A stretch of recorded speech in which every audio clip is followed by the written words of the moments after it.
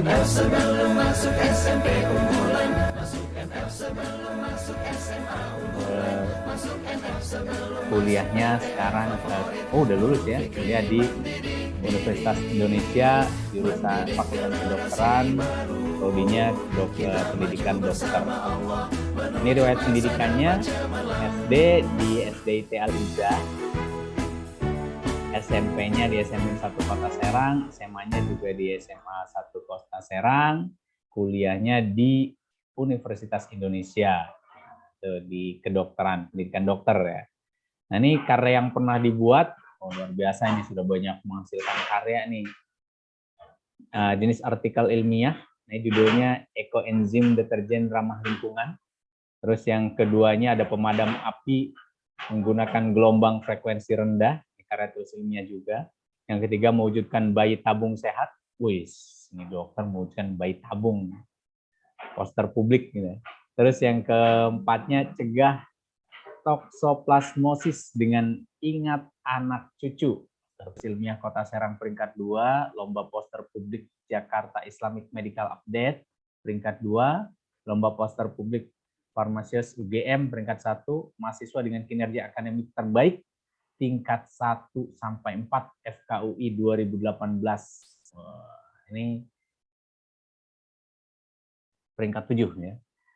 Indonesian Medical Student Training and Competition Public Poster kategori. Ini peringkat 2, satu lomba literatur review Universitas Jember tingkat nasional peringkat 1. Lalu yang ke-10, masuk 10 besar lulusan terbaik FKUI Class of 2022 peringkat 8. Masya Allah. Nah, ini pengalaman organisasinya, ini cukup banyak juga ini. Pertama ada Lembaga Penelitian dan Pengkajian Ilmiah FKUI, anggota Divisi Kesekretariatan, Asian Medical Student of Association, Divisi Akademik, lalu Arbor Vitae Anatomy Club, anggota Divisi Ilmiah Internal. Itu. Lalu yang keempat ada Asisten Laboratorium Anatomi FKUI sebagai asisten lab, Seksi Pendidikan Senat tingkat 1, anggota Divisi Tentit, terus Romhis SMAN 1 Kota Serang sebagai sekretaris, OSIS SMPN 1 Kota Serang, wakil ketua OSIS. Nah ini pengalaman kepanitiaannya juga, bisa ke atas lagi Kak. Nah pertama di Liga Medika FKUI 2021, nah jabatannya sebagai anggota, terus Rare Disease AMSA Indonesia 2021, sebagai volunteer, Praise Asian Medical Student Competition FKUI, Koordinator Divisi Logistik National Research by AMSA Indonesia, Dekan Cup FKUI 2020, anggota Divisi Medis, ya, ini medis semua banyaknya ya. Lentir AMSA UI, penanggung jawab, Musyawarah Nasional AMSA UI, anggota Divisi Hubungan Eksternal, Tim Building Lembaga Penelitian dan Pengkajian FKUI, Praise Asian Medical Student Competition FKUI, Internal Global Volunteer, Kerabat Health Campaign in CFD Jakarta, World Thalassemia Day, Liga Medika 2019, NMGBC 2019. Oh ternyata masih ada lagi nih, bisa dilihat ya Dede semuanya. Masih panjang. Luar biasa nih. Nah ini seminar workshopnya. Nah, ini bahasa Inggris nih, mudah-mudahan nggak salah nih, Mbak. Ini kata-katanya nggak belibet ya, mudah-mudahan ya. Ada di Symposium The Latest Update in Obstetric and Gynecology in Improving Maternal and Fetal Health to Achieve the Third Goal of SDGs. Di Palembang tempatnya ya. Halo, aspek biomedis COVID-19, tinjauan anatomi, histologi, dan patologi anatomi, Jakarta. Dan ketiganya kiprah membangun perusahaan energi di Indonesia, itu di Bandung tempatnya itu ya. Masih ada lagi Kak? Udah. Ya. Masya Allah Kak Nanda nih ya. Ya, oke Nanda. Bisa dibantu share screen Kak? Oke, silakan Nanda. Nanti install di screen. Ya, sebentar ya. Dari Kakak ya? Iya, bentar.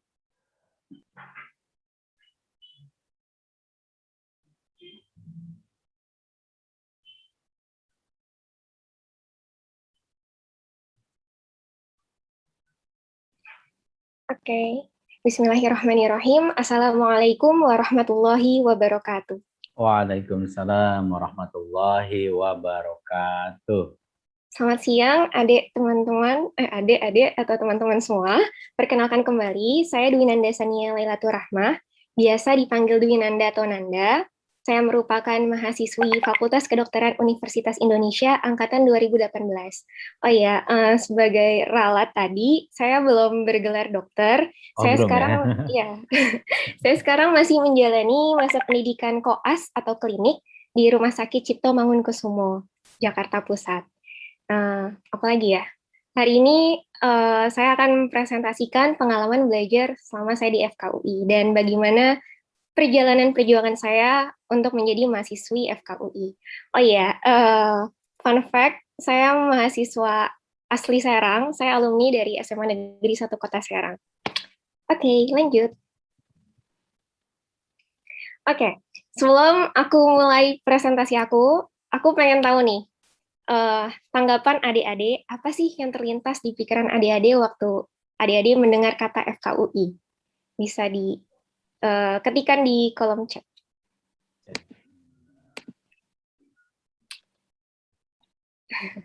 Wah. Ya. Oke, bisa dilanjut, Kak.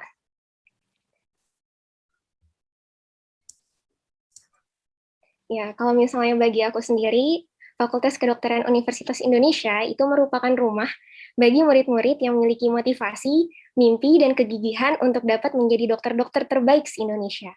Nah, di sini aku nggak nulisin bahwa yang masuk FKUI itu merupakan kumpulan orang-orang yang pintar, cerdas, keren, atau kaya, tapi semuanya itu bisa masuk FKUI asal memiliki niat dan tekad mulai dari sekarang untuk mewujudkan mimpinya. Oke, lanjut. Nah, selanjutnya saya ingin sharing-sharing mengenai perjuangan saya masuk FKUI mulai dari ketika saya SMA. Lanjut, Kak. Oke, saya ingin menjelaskan terlebih dahulu mengapa saya ingin masuk FKUI. Jadi alasan utamanya ada 3. Yang pertama dan utama adalah karena orang tua. Orang tua saya dari dulu pengen sekali ada anaknya yang masuk ke dokteran gitu. Mama saya dulu bercita-cita jadi dokter, tapi harus terbentur dengan keinginan orang tuanya yang memintanya menjadi guru. Sementara ayah saya yang merupakan alumni dari Universitas Indonesia pengen anaknya ada yang satu alma mater nih dengan beliau. Jadi dari kecil tuh orang tua saya kalau saat berjamaah suka doa di atas kepala saya. Semoga anak ayah sama mama jadi dokter, kalau bisa dokternya lulusan FKUI gitu. Doa itulah yang bikin saya terngiang-ngiang sejak kecil. Jadi kalau ditanya sama ada guru atau sama teman, kamu mau jadi apa? Nah, saya selalu bilang pengen jadi dokter gitu. Ya, karena omongan adalah doa. Jadi yaudah saya omongin aja pengen jadi dokter, pengen jadi dokter. Alhamdulillahnya keinginan kedua orang tua saya itu sejalan dengan passion yang saya miliki. Saya tuh sangat suka banget ilmu pengetahuan alam, khususnya biologi. Apalagi pelajaran tentang fisiologi tubuh manusia, kayak bagaimana how the mechanism of the body works gitu. Jadinya bagi saya tuh saya jadi bisa lebih menghargai nikmat sehat dari Allah gitu. Nah, selain itu juga menurut saya dokter itu memiliki menjanjikan karir di masa depan. Karena dokter tuh merupakan pekerjaan di bidang kemanusiaan, saya juga berpikir kalau jadi dokter tuh bisa jadi ladang amal bagi saya di dunia. Nah, saya juga bisa bantu orang dengan ilmu yang selama ini saya punya dan saya pelajari. Sehingga ketiga hal itulah yang membuat saya ingin menjadi dokter dan mantap untuk masuk FKUI. Tadi ada dorongan orang tua, sesuai dengan passion saya dan karir di masa depan yang menjanjikan. Oke, lanjut. Bagaimana perjuangan saya selama SMA? Jadi saya akui kalau misalnya lulus menjadi mahasiswa FKUI itu bukan hal yang mudah, namun nggak berarti tidak mungkin tercapai. Apa aja sih yang saya lakukan selama ini sampai bisa tembus di FKUI? Jadi karena dokter itu merupakan cita-cita saya sejak kecil, saya tuh sudah mengetahui nih kalau saya pengen masuk dokter, pengen kuliahnya di FKUI sejak SMP. Nah, hal ini sangat menguntungkan saya untuk menyiapkan rencana sejak awal SMA. Jadi ketika saya kelas 10, saya tuh udah rajin mencari-cari seputar jurusan yang saya pengenin gitu. Terus terkait kedokteran, saya cari semua. Kayak pelajaran apa aja sih yang dipelajarin di sana, jalur masuknya apa aja. Terus pilihan cadangan juga harus dipersiapin. Kalau misalnya emang saya nggak bisa masuk FKUI, kedokteran apa yang bisa kualitasnya itu sama dengan FKUI.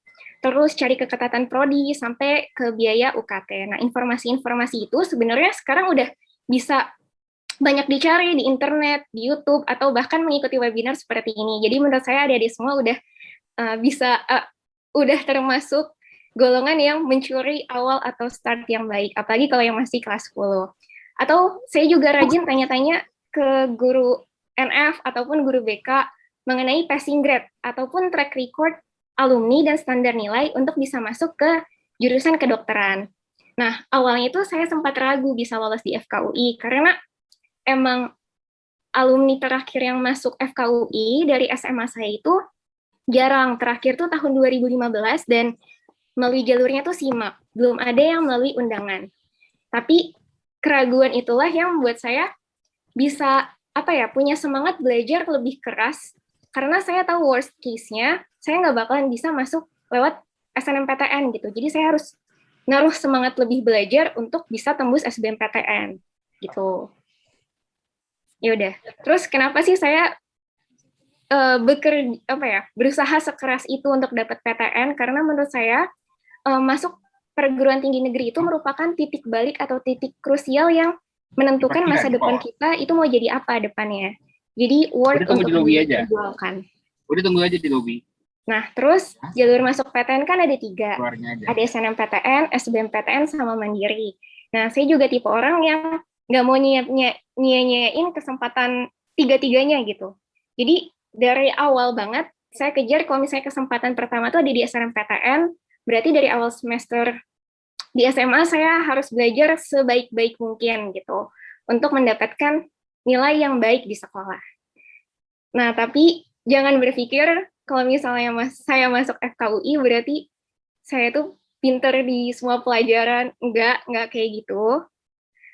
Atau saya dapat nilainya selalu di atas 90, enggak gitu juga. Karena awal semester saya itu pernah mendapatkan nilai di angka 79 untuk pelajaran fisika gitu. Dan ada beberapa juga yang 8. Nah, dari situ kayak dari dalam diri saya tuh kayak kayak berkata kayak kalau misalnya kayak gini gimana bisa masuk PTN gitu kan. Ya udah, akhirnya saya kencengin lagi belajarnya dan banyak tanya-tanya ke guru sekolah atau tanya ke guru bimbel, tanya ke guru NF atau belajar dari internet sehingga di akhir tahun masa SMA saya bisa menjadikan nilai rapor SMA saya rata-rata 9. Seperti itu. Jadi kuncinya adalah tetap termotivasi, jangan kehilangan semangat untuk mendapatkan nilai yang baik. Oke, lanjut. Nah, ini adalah kan adik-adik suka nanya-nanya ke presentan-presentan sebelumnya nilai rapornya berapa gitu. Nah, ini bisa dilihat kalau misalnya nilai semester 1 saya nggak terlalu wah-wah banget gitu. Nilai fisikanya itu ada angka 79-nya. Nah, tapi kalau misalnya konsisten, kita tetap semangat, ini bukan sesuatu yang mustahil kita bisa mengkonversi nilai kita sampai ke angka 95 gitu. Nah, ini nilai semester 5 saya. Oke, lanjut. Ya udah. Selanjutnya saya ingin bahas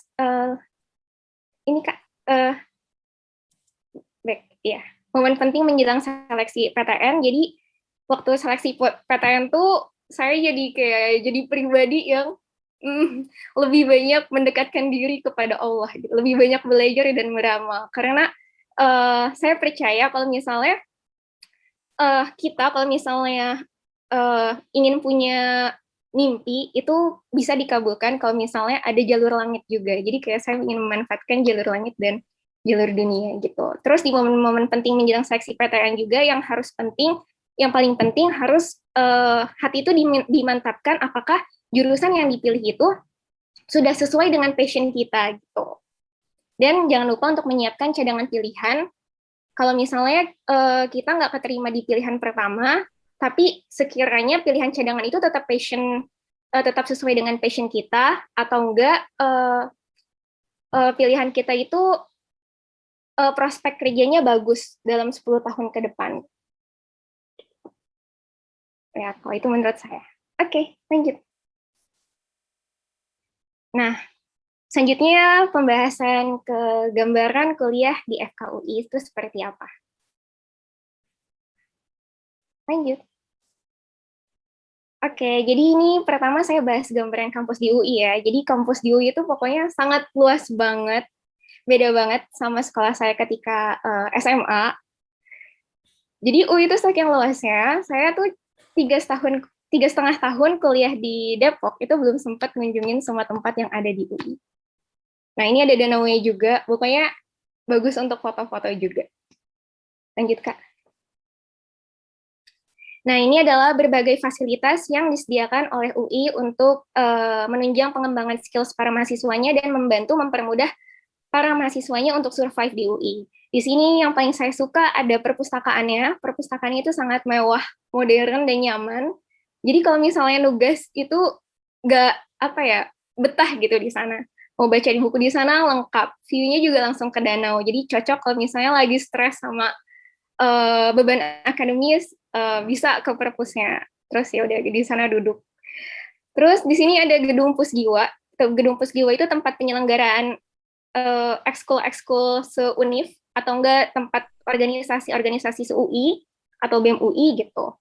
Yang sebelah kanan itu merupakan tampilan perpustakaannya ya, dalamnya kayak gitu. Isinya ada rak buku. Terus yang bawah itu ada sarana olahraga UI. Terus ada asrama UI. Jadi asrama UI ini diperuntukkan untuk mahasiswa non Jabodetabek. Biayanya itu 300.000 per bulan kalau nggak salah.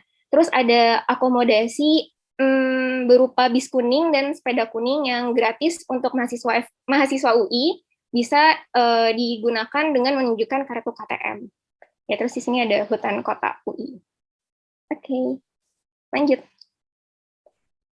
Nah, di kampus UI itu banyak banget seminat sama ekskulnya, ada 53 seminat dan ada puluhan organisasi kemahasiswaan. Kalau kamu misalnya mau berkembang gak hanya di akademis di jurusan kamu itu aja, kamu bisa ikut berbagai macam kegiatan di UI. Ada robotik, ada bela diri, ada olahraga, pokoknya semuanya lengkap. Nah, terus biaya UKT-nya itu relatif lebih murah dibandingkan dengan universitas-universitas lain. Untuk perempuan ilmu kesehatan atau teknologi itu paling mahal 7,5 juta. Jadi dari nol minimalnya, paling mahalnya 7,5 juta. Mau orang tua kamu gajinya 100 juta, kalau misalnya kamu ngambil yang BOPB, itu bakalan kena biayanya 7,5 juta per 6 bulan. Terus kalau misalnya soshum, itu minimalnya 0, maksimalnya 5 juta gitu. Dan biaya ini nih, kita nggak bisa milih, tapi disesuaikan dengan kemampuan finansial orang tua. Nanti kamu bakalan disuruh input properti orang tua yang dimiliki. Terus nanti sistem UI bakalan nentuin sendiri UKT yang sesuai dan pas untuk kamu apa gitu. Nah, terus banyak juga kesempatan beasiswa dan studi exchange. Jadi nggak usah khawatir sama kesulitan finansial gitu. Oke. Lanjut, Kak. Oke, sekarang lanjut ke seputar FKUI-nya. Nah, jadi FKUI itu sebenarnya base-nya ada 2, ada di Depok sama di Jakarta. Yang di sebelah kiri itu ada di FKUI di Depok.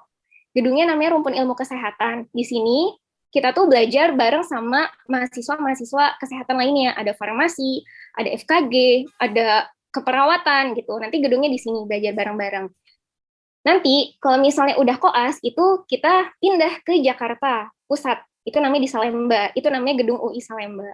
Kalau misalnya yang di Depok itu terhubung langsung ke Rumah Sakit UI. Kalau misalnya gedung di Jakarta terhubung langsung ke Rumah Sakit Pusat Rujukan Nasional, yaitu Rumah Sakit Cipto Mangunkusumo. Lanjut, Kak. Ya, jadi pendidikan di FKUI itu sekitar 6,5 tahun. Pertama, 3,5 tahun pertama adalah masa preklinik, ditambah penyusunan skripsi, Nanti kalau misalnya kita udah lulus dari semua ujian preklinik dan ujian skripsi, nanti dapat gelar sarjana kedokteran. Selanjutnya adalah masa klinik. Kalau misalnya udah dapat SKED, lanjut ke masa klinik atau koas, ditambah ujian UKKMPD selama 2 tahun. Kalau UKKMPD itu ujian nasionalnya kedokteran gitu, kayak SBMPTN, tapi materinya kedokteran. Kalau udah lulus, nanti kita dapat gelar dokter. Nah, tapi setelah kita dapat gelar dokter, kita belum bisa praktek sendiri. Tapi kita harus istilahnya mengabdi ke puskesmas daerah gitu. Itu selama 1 tahun. Kalau misalnya kita sudah menyelesaikan ketiga tahap ini, barulah nanti kita dapat surat tanda registrasi, baru kita bisa praktek sendiri di rumah sakit yang kita pengenin. Terus pembelajaran di FKU itu student center, di mana ya mahasiswa yang harus lebih aktif untuk mencari materi. Jadi kita hanya disediakan modul dan kayak apa ya, kayak indikator-indikator apa aja yang harus dicapai oleh mahasiswa. Sisanya ya udah kita nyari sendiri di internet dengan baca jurnal atau textbook turunan dari kakak tingkat. Kuliahnya itu jam 7 sampai 3 sore. Ini beda sama mahasiswa-mahasiswa jurusan lain yang kayak banyak, kalau teman-teman saya banyak kosongnya. Kalau di kuliah di kedokteran itu cukup padat ya, kayak SMA biasa, kayak sekolah pas SMA biasa. Terus di sini dosennya ramah, tapi kita nggak punya wali kelas gitu. Setiap kuliah pasti ganti dosen, dan dosennya itu langsung dari dokter di RSCM kalau nggak di RSUI. Oke, lanjut Kak. Nah, mata kuliahnya apa aja? Kalau misalnya di preklinik, semester awalnya itu ada mata kuliah umum, ada agama, bahasa Inggris, PKN, geografi, biologi dasar, dan olahraga. Di sini, karena mata kuliahnya masih umum, mata kuliah ini memang mungkin sengaja dirancang agar mahasiswa baru tuh bisa beradaptasi gitu. Pelajaran kedokterannya tuh masih minim banget gitu, jadi kayak kita belajar biologi dari awal banget. Jadi jangan takut untuk ketinggalan dengan siswa-siswa dari SMA ibu kota yang emang udah advance pelajarannya, karena bakalan diulang lagi di semester 1. Kalau misalnya semester 2, barusan pelajarannya udah semi kedokteran, ada etika kedokteran, ada apa lagi? Ada kolaborasi interprofesi, udah ada pelajaran neuroscience, tumbuh kembang gitu, itu di semester 2. Udah ada semi kedokteran. Kalau misalnya semester 3 sampai seterusnya, itu udah benar-benar modul kedokteran yang menggunakan sistem per blok. Gitu, ada blok misalnya lagi belajar jantung, ya udah blok kardio, atau blok untuk sistem pernafasan berarti blok respirasi gitu. Terus tugasnya itu yang paling banyak itu paper based learning. Kita dikasih kasus suatu penyakit, kita nanti akan diskusi kelompok untuk nebak ini si kasus ini penyakitnya apa, terus diagnosisnya apa, tata laksananya gimana gitu. Nanti kita buat artikelnya, terus dipresentasiin. Tugas paper based learning ini selama 1 minggu itu 1 kali. Terus ada review jurnal. Untuk ujian-ujiannya seperti yang terlampir. Oke. Lanjut, Kak. Untuk organisasinya ada banyak banget. Ini saya cantumin beberapa. Mungkin kalau misalnya ada teman-teman yang pengen masuk kedokteran udah kenal dengan kata AMSA CIMSA ya. Jadi ini organisasi emang khusus untuk anak kedokteran. Kalau AMSA itu base-nya di se-Asia, kalau CIMSA itu lebih ke lokal, sama-sama bergerak di bidang sosial, medis, akademik, dan kemanusiaan. Kalau tim bantuan medis itu khusus untuk kayak PMR-nya lah kalau di SMA itu. Lebih tanggap terhadap bencana gitu-gitu. Lebih aktif di alam. Kalau LPP itu lembaga pengkajian dan penelitian, ada badan film mahasiswa juga, terus ada kafetaria, ada koperasi. Kafetaria itu kayak pengelolaan restoran di FKUI, ada pengelolaan koperasi di FKUI sama BEM. Oke, lanjut Kak. Ekskulnya juga sangat banyak di FKUI, banyak seminar olahraga, terus ada tari modern dan tradisional, ada tentang sastra juga, sama ada anatomi klub per sistem gitu. Ada kardiologi klub, ada anatomi klub, ada klub-klub per sistem. Oke, lanjut Kak. Oke, jadi ini sedikit dokumentasi ketika saya kuliah di FKUI. Ya, di sini saya lumayan ikutan kegiatan organisasi di FKUI karena sayang kalau misalnya dilewatin ya. organisasi di FKUI itu sangat bagus karena sudah terstruktur gitu. Terus kalau misalnya gambar yang paling atas itu ketika saya lagi mengikuti materi kuliah pengelolaan bencana. Yang bawah itu ketika saya lagi ikut lomba di UGM. Oke, lanjut. Nah, ini sama. Saya mengikuti kegiatan-kegiatan di kegiatan mahasiswa di FKUI. Oke. Lanjut ke materi tips and trick masuk PTN. Lanjut, Kak. Oke, jadi disclaimer dulu, kalau misalnya setiap orang tentunya punya cara belajarnya masing-masing. Nah, pada kesempatan ini saya mau mencoba berbagi cara belajarku. Boleh diikutin, siapa tahu cocok. Jadi yang pertama, kalau misalnya adik-adik itu ada yang belum tahu sebenarnya mau masuk ke jurusan mana atau impian kamu tuh apa, bisa ditentuin dari sekarang, pokoknya secepatnya. Bisa research di internet atau sesuaikan passion, atau boleh enggak, atau kalau boleh saran itu cari pekerjaan yang emang karirnya bagus untuk 10 tahun ke depan gitu. Terus yang kedua itu harus menuliskan mimpi-mimpinya di secari kertas. Karena ini kalau bagi saya ini bisa jadi reminder dan penyemangat gitu. Bisa ditaruh di tempat-tempat yang emang sering kita lewatin, bisa taruh di meja belajar atau di pintu pas mau keluar. Terus mimpi-mimpi yang udah kamu tulis di kertas juga jangan lupa didoain pas setelah sholat sama pas setelah buka puasa atau pas setelah azan. Lalu yang ketiga, buat strategi atau kiat-kiat bagaimana kamu bisa mewujudkan mimpi yang besar itu gitu. Pokoknya breakdown mimpi besar itu jadi langkah-langkah kecil sampai step-nya itu bisa visible kamu lakukan per hari. Dengan bertanya, gimana caranya? Jadi misalnya kamu punya mimpi masuk FKUI, terus tanya, gimana sih caranya masuk FKUI? Oh ya, ada jalur SNMPTN, ada jalur SBMPTN, ada jalur SIMAK. Gimana caranya biar saya lolos SNMPTN? Gitu. Terus ditanya terus sampai kayak bener-bener breakdown target-target langkah-langkah yang kecil gitu. Terus yang keempat, kalau masih punya banyak waktu, pelajari semua konsep dasarnya dulu. Jadi dengan kata lain, kamu mengulang semua pelajaran SMA dari awal. Biar nggak mudah lupa kalau dapat soal yang divariasi. Lalu yang kelima, perbanyak latihan soal, buat study tracker versi kamu yang bisa ngontrol kamu dalam belajar. Maksudnya dalam sehari minimal mau pelajarin berapa materi dan berapa soal gitu. Dan yang terakhir itu harus dievaluasi. Evaluasi diri sebenarnya kemampuan itu udah sampai mana sih, pelajaran apa yang masih terasa sulit, materi apa yang masih bingung, terus materi-materi yang dirasa masih sulit itu menjadi prioritas belajar kita di hari selanjutnya gitu. Dan jangan lupa untuk tetap istirahat, refreshing, family time bareng keluarga, atau enggak bisa ngajak belajarnya bareng-bareng sama teman, terus saling ngajarin, menurut aku itu cara yang paling efektif untuk bisa memahami materi-materi yang akan diujiankan. Gitu. Lanjut, Kak. Nah, ini adalah study tracker milik aku waktu dulu.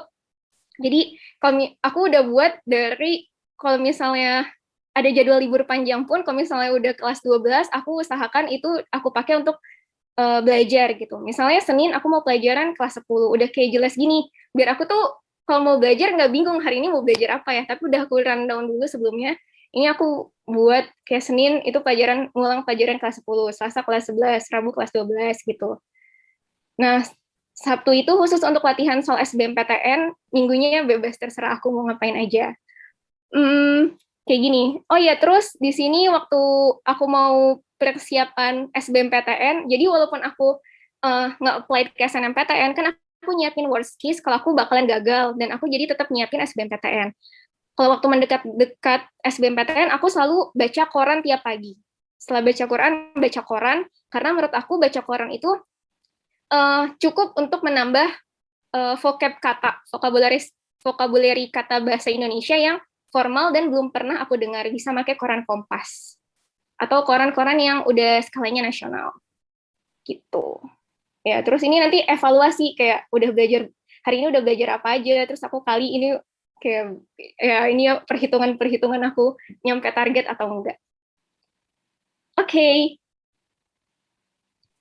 lanjut Kak. Nah, ini udah sampai di slide terakhir. Ya, dua patah kata dari aku. Pokoknya untuk teman-teman dan adik-adik semua, terus semangat. Jangan pernah menyerah, selalu berusaha dan berdoa, karena keajaiban hanya akan datang kepada orang yang berusaha, berdoa, dan percaya bahwa Allah selalu punya cara. Oke. Sekian presentasi dari saya. Semoga bisa membantu adik-adik semua. Kurang lebihnya mohon maaf. Wassalamualaikum warahmatullahi wabarakatuh. Waalaikumsalam warahmatullahi wabarakatuh. Ya, terima kasih Kak Nanda. Ya, oke, langsung saja adik-adik. Ada pertanyaan, langsung ditanyakan.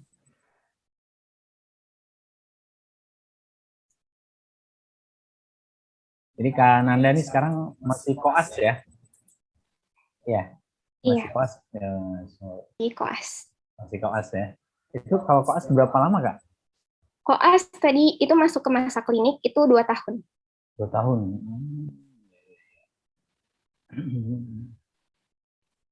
Ayo adik-adik yang lain, silakan. Langsung ya ada nih Kak Nanda. Izin bertanya Kak, menurut Kak Nanda seberapa penting sih ikut organisasi di tahun pertama perkuliahan, dan gimana cara kakak memanage waktu antara organisasi sama hektiknya perkuliahan? Oke. Seberapa penting organisasi di semester 1 sama manajemen waktu ya? Aduh. Yeah. Menurut saya, kalau misalnya ikut organisasi adalah suatu hal yang wajib dicoba ya, walaupun cuma satu, tapi kita bisa benar-benar memaksimalkan kapasitas di organisasi itu juga udah bagus gitu. Kenapa butuh mengikuti organisasi? Pertama, tingkat 1 itu masa-masa kita beradaptasi gitu. Jadi kita harus punya atau kenal sama orang-orang sebanyak-banyaknya. Di situ kita bisa membentuk support system yang baik. Nah, support system yang baik itu sangat berguna untuk bisa survive di FKUI. Karena di FKUI itu nggak bisa kita kayak berjalan sendirian gitu. Jadi salah satu keuntungan organisasi adalah kita bisa kenal sama banyak teman angkatan, bisa kenal sama kakak tingkat. Nah, kenal kakak tingkat juga sangat baik untuk bertanya, kalau misalnya kita masih tingkat 1, kayak bertanya insight tentang tingkat 2 itu gimana, terus dosen-dosennya seperti apa, itu kayak mempermudah kita banget. Terus di organisasi juga kita bisa dapat kemampuan untuk manajemen stres dan manajemen waktu gitu kan. Karena ya udah bareng sama akademik, bareng sama organisasi, gimana cara memaksimalkan kemampuan kita untuk bisa bagus di keduanya gitu. Karena ya kalau misalnya kita udah ngambil tanggung jawab, ya harus dilakukan dengan baik gitu. Tapi ingat harus sesuai dengan kapasitasnya gitu. Jadi jangan ngambil organisasi terburu-buru, kan masih ada 3 semester ya, masih ada 3 tahun gitu, 3,5 tahun di FKUI. Kayak kalau misalnya semester 1 dirasa adaptasi sama menyesuaikan dengan akademik aja masih keteteran, ya nggak apa-apa sih dialihin ke semester 2.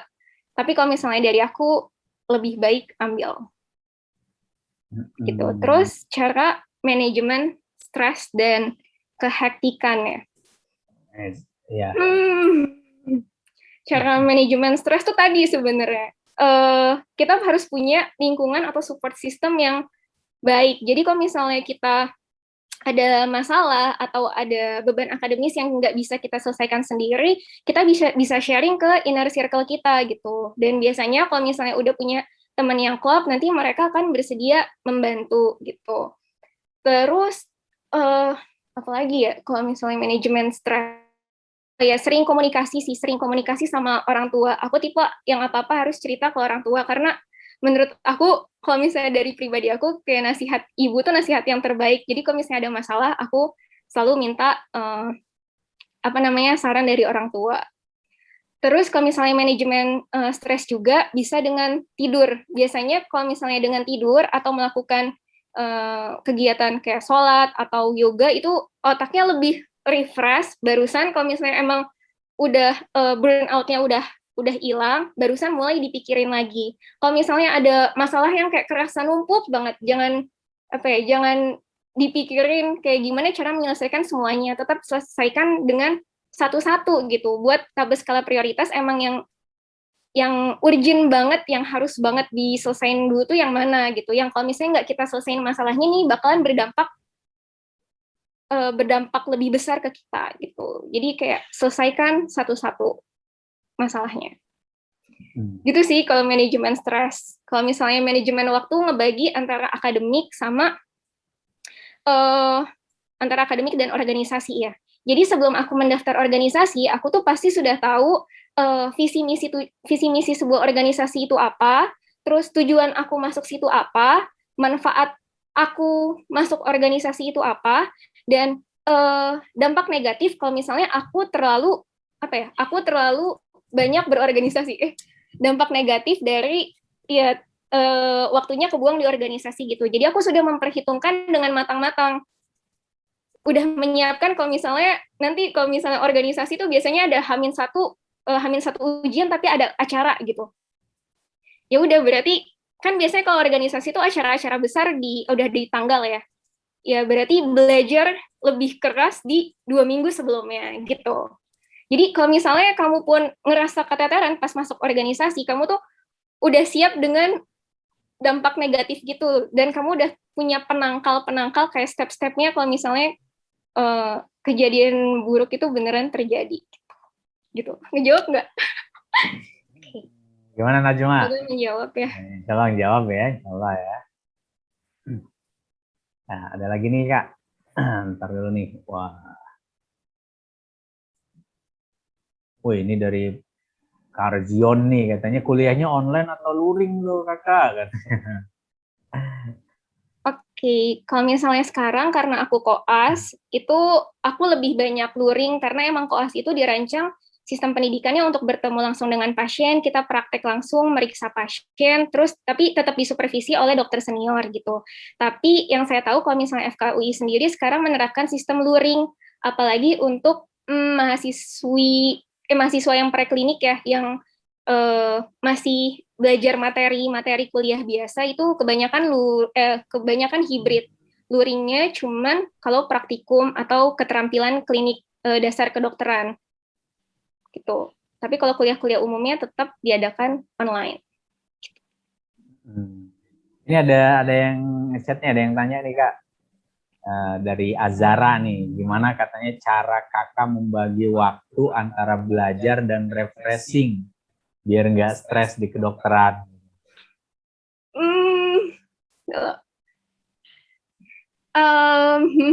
Sebenarnya bingung sih, karena kadang aku tuh suka banget belajar, tipe orang yang suka belajar. Tapi belajarnya bukan untuk ujian. Jadi kalau misalnya belajar untuk ujian karena aku tahu besok mau ujian, malahan stres. Jadi aku tuh ngejadiin belajar tuh refreshing, tapi ya di 2 minggu sebelumnya gitu. Kayak kalau belajar tanpa ketekanan tuh emang lebih enak gitu soalnya.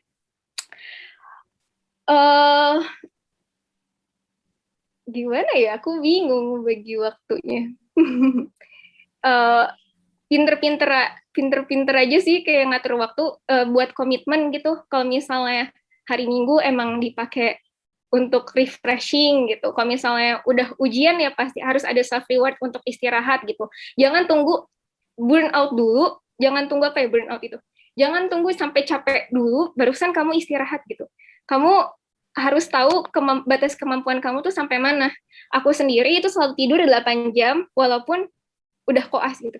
Selama di FKUI aku selalu tidur 8 jam. Karena menurut aku kayak kebutuhan tidur tuh wajib bagi aku. Kalau misalnya yang tidur kurang dari 8 jam, malahan otaknya nggak bisa jalan dengan maksimal. Aku tahu efek negatifnya bakalan gimana.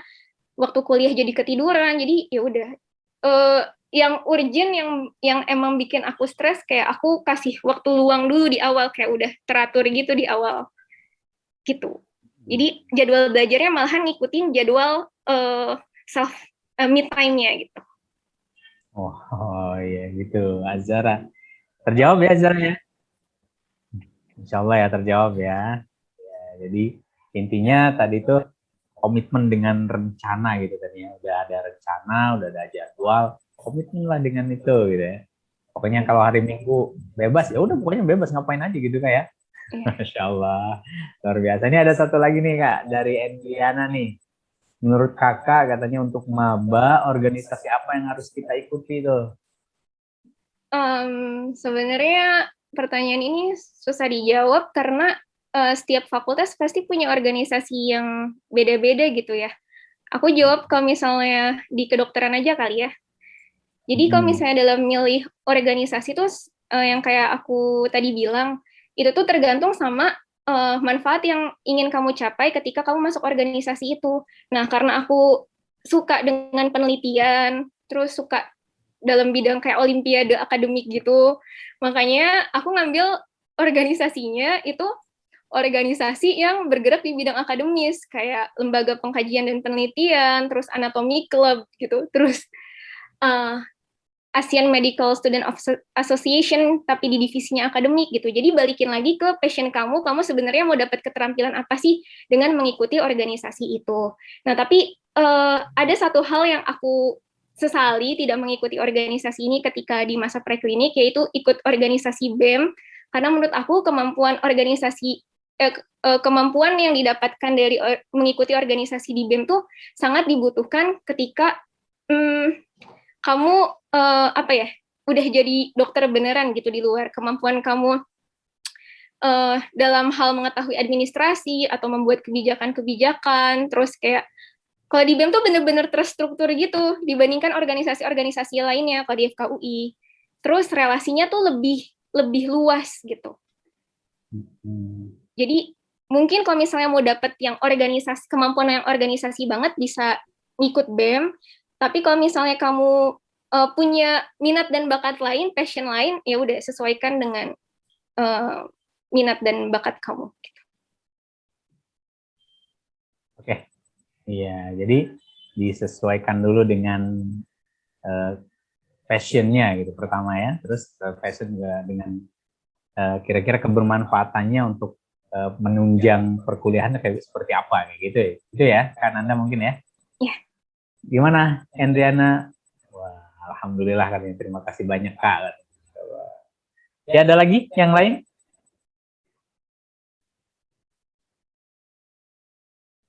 Atau siapa? Tarjion tadi sudah. Atau Kain ada yang ditanyakan Kain?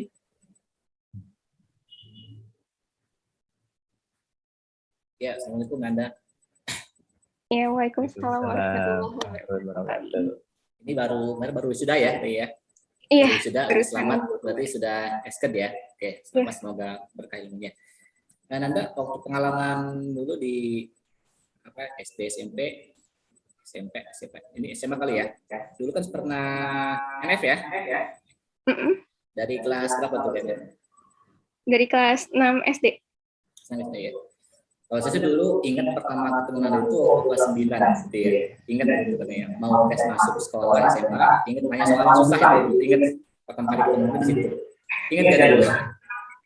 Aku terlalu sering konsul sama Kak Iin sih Kak, jadi kayak ya. Nah, ini pengalaman apa nih yang paling baik waktu bimbel lah gitu kan? Cerita gimana? Pengalaman bimbel waktu NF. Waktu di NF. Pengalaman bimbel terbaik sih ketika aku minta jam tambahan. Jadi waktu dari SD sampai SMA aku tuh aktif ngikut kegiatan lomba akademik gitu. Baik itu MTK atau IPA atau biologi gitu. Nah, jadi kadang aku tuh karena lombanya tuh udah tingkat ya lomba tingkat kota aja soalnya udah susah-susah dan gak bisa aku selesaikan sendiri, dan aku tuh selalu pasti carinya ke NF gitu, cari guru-guru yang bisa dikonsulin di NF, dan guru-guru NF tuh waktunya sangat apa ya, sangat luang dan sangat terbuka untuk menerima pertanyaan-pertanyaan yang bahkan tidak seharusnya dipelajarin di sekolah gitu. Jadi kayak ngerasa terbantu di situ. Terus aku juga selama UN itu tim ambis. Enggak, ya sama UN juga aku selalu minta jadwal-jadwal tambahan. Bahkan kayak pelajaran bahasa Indonesia pun aku selalu minta konsul tambahan gitu ke NF. Dan ya udah kayak guru-guru NF tuh sangat kayak welcome gitu. Nah, itu aku kayak terharu. Terburu, terharu. Itu sih, Kak. Siap. Sudah, Kain? Gimana? Ya, ada lagi yang lain?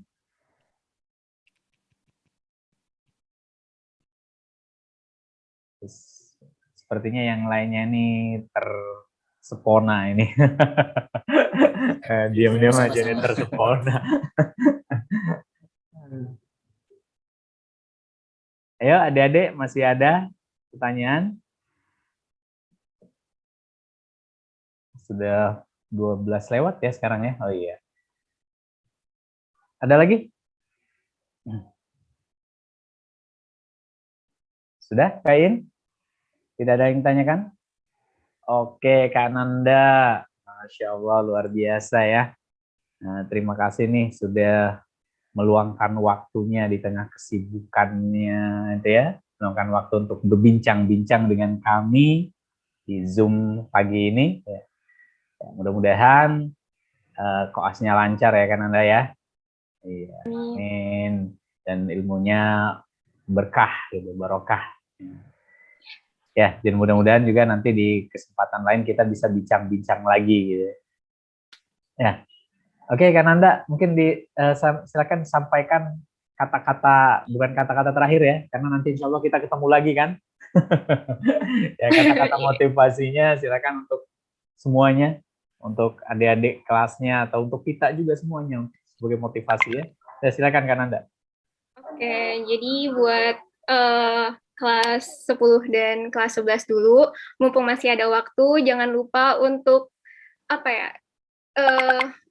mengenali diri kamu, mengenali passion kamu tuh sebenarnya karir kedepannya mau jadi apa, penting untuk cari tahu dari sekarang. Terus ya kalau bisa buat langkah-langkah step kecil untuk bisa mencapai mimpi yang besar tadi itu.